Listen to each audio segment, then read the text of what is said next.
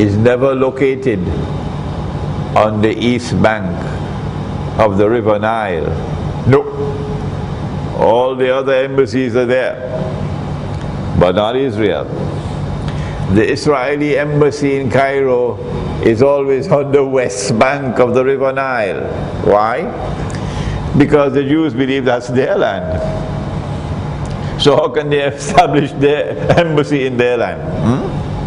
The territory, which is known as the Eastern Delta. In the Quran, the Eastern Delta is referred to as Misr. Today the whole of Egypt is known as Misr, but not the Quran. This Eastern Delta is where the Jews lived for a few hundred years.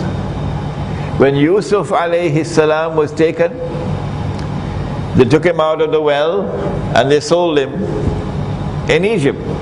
وَشَرَوْهُ بِثَمَنٍ بَخْسٍ دَرَاهِمَ مَعْدُودَ. They sold him for a few measly dirhams. And then he became minister in charge of agriculture, food production, food preservation.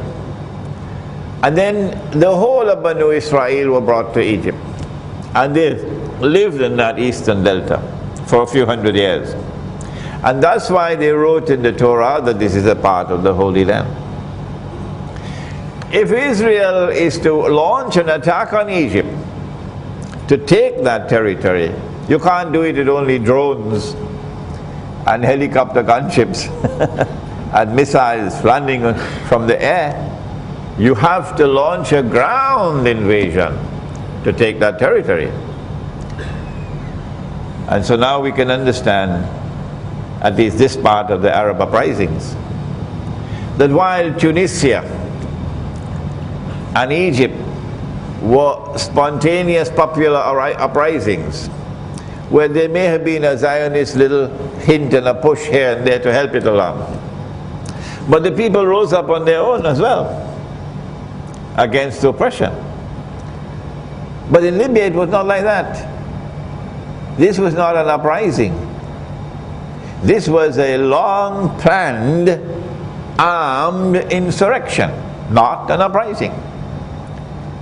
NATO worked very hard, and NATO had friends in Qatar and in Saudi Arabia to help them, and in Turkey to help them to get the arms into Libya in advance.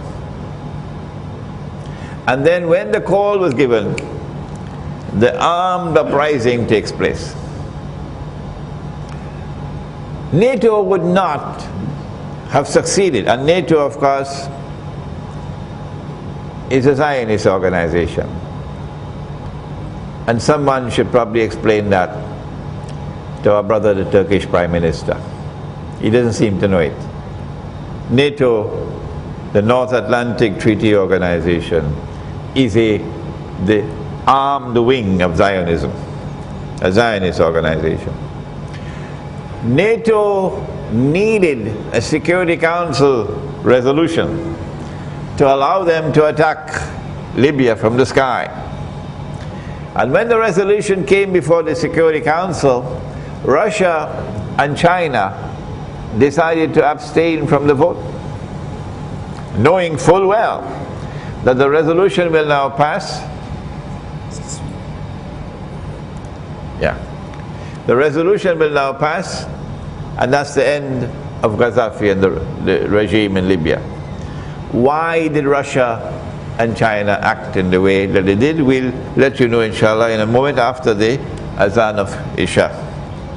When the matter came before the Security Council of the United Nations, a resolution to permitting the use of military intervention, NATO, in Libya, Russia and China abstained from the vote, knowing full well that the resolution will now be adopted, and that is the end of the Libyan government.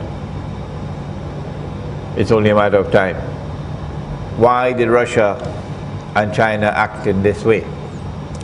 Is there collusion between Russia and the Zionists, between China and the Zionists, or is there another explanation? It's a very important question for us to seek to answer. On my website, there's an essay in which I have attempted to answer that question. Lessons from the Zionist attack on Libya. That's the title of the essay. We need not go into that explanation now.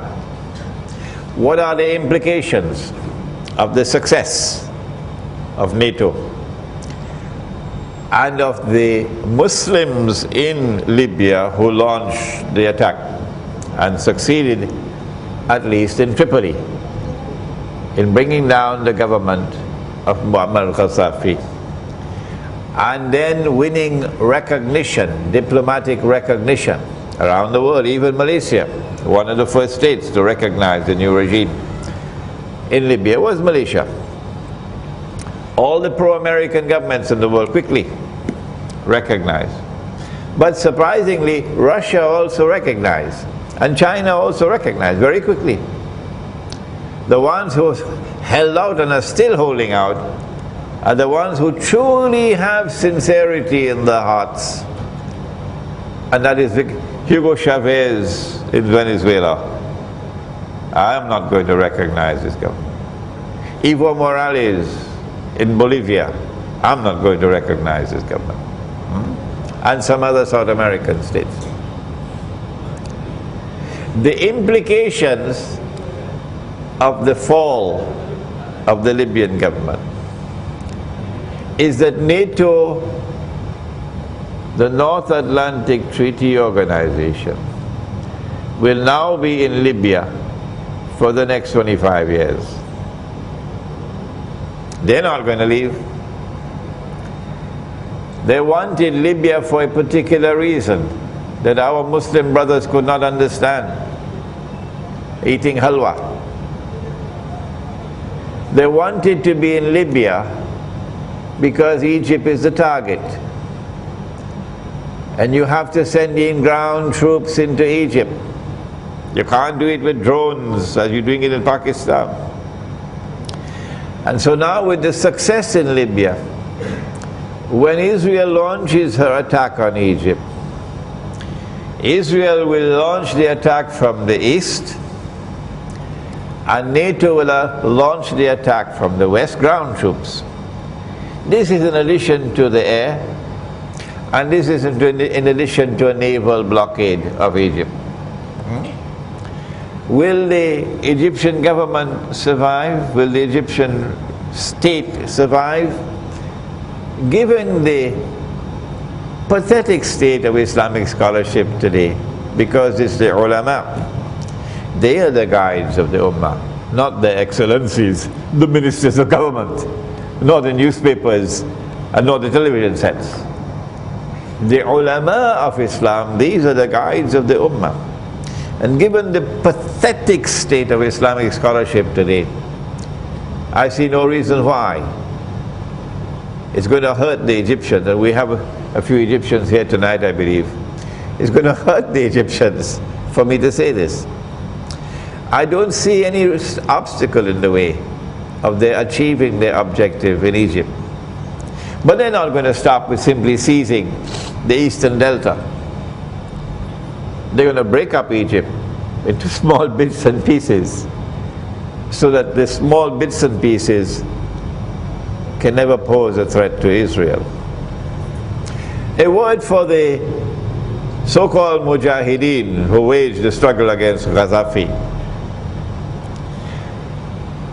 I hope you're listening to me. And I hope all the other allies of NATO, including the Turkish Prime Minister, are listening to me. Here is a verse of the Quran. And you do well to study the Quran.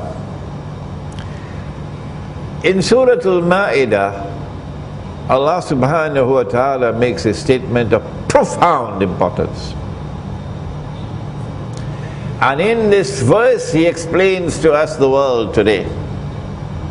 Listen one more time. Ya ayyuhalladhina amanu, O you who have faith in Allah. لا تتخذوا اليهود والنصارى